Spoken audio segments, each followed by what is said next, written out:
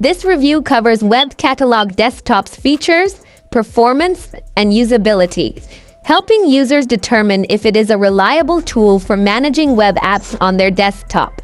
WebCatalog Desktop 2026 is a versatile tool that turns websites into standalone desktop apps. It reduces browser tab clutter, letting you launch sites directly from your taskbar. The latest update includes multi-account support for easy switching between accounts and spaces to keep work and personal apps separate. It provides a fast and organized workflow for managing multiple web apps efficiently. WebCatalog offers 4 plans: a free basic plan, a pro plan at $5 month, a business plan at $8 month, and a custom-priced enterprise plan for large organizations.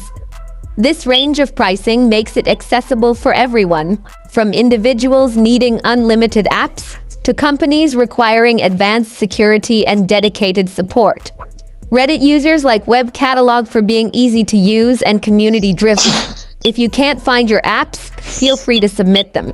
Some note bugs like logging issues, but fixes are in progress.